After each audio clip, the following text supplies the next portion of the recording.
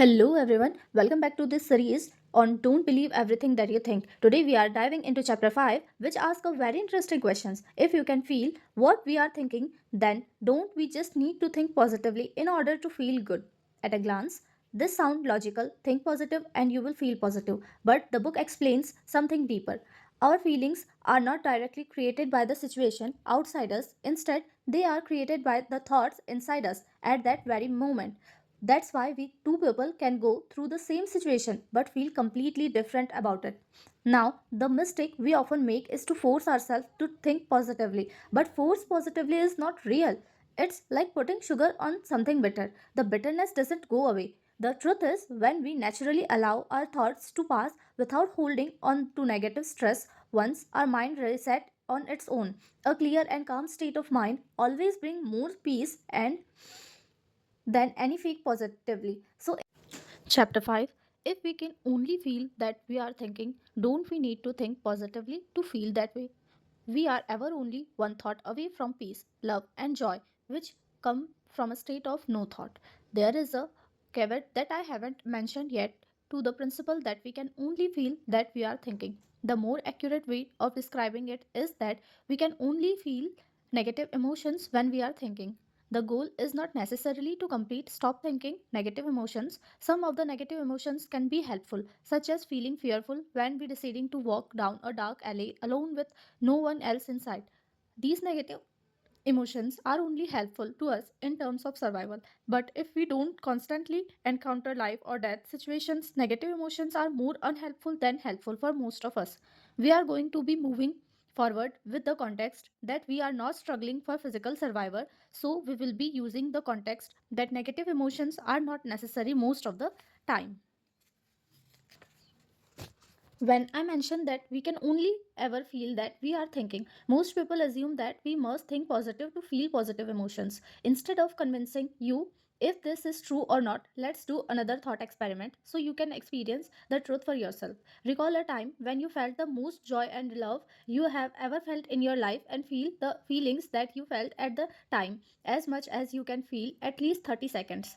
What kind of thoughts were going through your mind at that peak moment when you felt the most joy and love? I am not asking that you were doing at the time, but what thoughts were going through your head at that exact moment?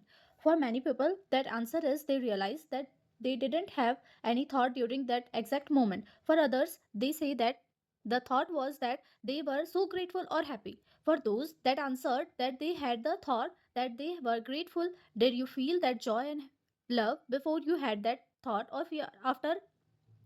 Take 10 to 15 seconds to answer that question before moving on. What insights and epiphanies did you have? What's crazy this that most people don't have any thoughts going through their mind when they felt the happiest and the most amount of love in their lives. For those that had the thought that they were grateful, they felt that way before having that be thought.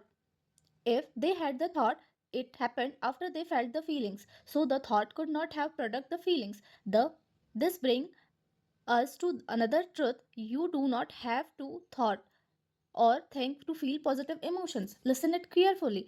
This brings us to another truth: you do not have to have thoughts or think to feel positive emotions.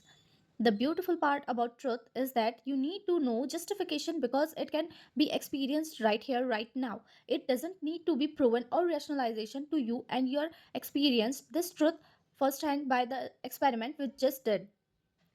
Here, why we don't need to have thoughts or think to feel positive emotions like joy and love. Our natural state of being joy, love, ecstasy, freedom, and gratitude. This may be hard to believe because if it's natural way, don't we feel that way all the time?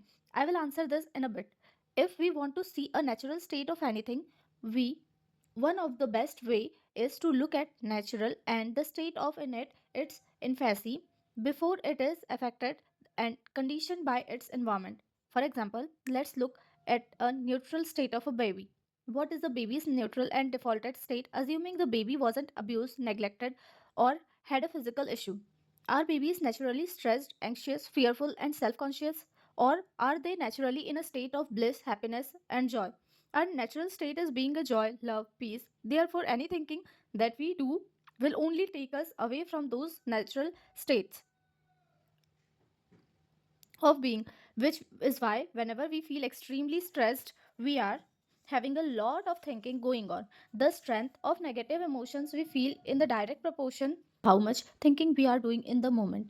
On the other hand, the intensity of positive emotions we feel inversely proportional to the amount of thinking we are doing in the moment. In other words, the less thinking we have going on, the stronger the positive emotions we feel in the present. To see the truth in this, recall a few other memories you had when you were extremely stressed, anxious, and see how much thinking was going on at that time. Take about 1 to 2 minutes to do this. Then recall a few memories where you were at your happiest and felt the most joy, love, and see how much thinking you had going on at a time. Take another 1 to 2 minutes to do this before moving on. Really experience and internalize the truth of what you see.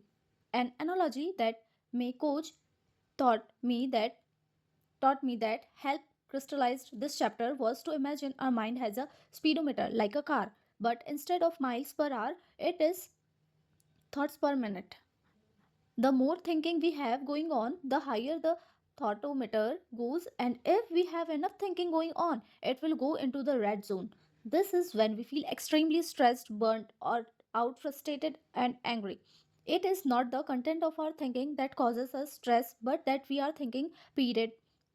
The amount of thinking we have going on is directly correlated to the magnitude of stress and negative emotions we are experiencing at any given moment. When you are experiencing a lot of frustration, stress, anxiety, or any negative emotions, just know that it is because you are thinking, and the intensity of those emotions is directly correlated to those how much thinking is going on.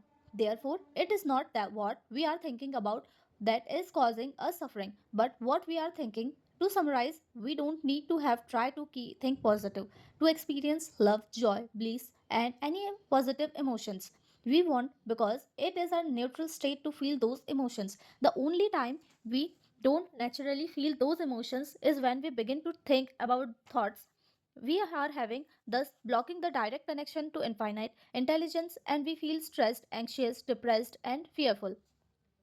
It is not about the content of our thinking, but that we are thinking, which is the root cause of our suffering. The intensity of the negative emotions is directly correlated to the amount of thinking we have going on in the present. The less thinking we have, the more space we create for positive emotions to neutral surface.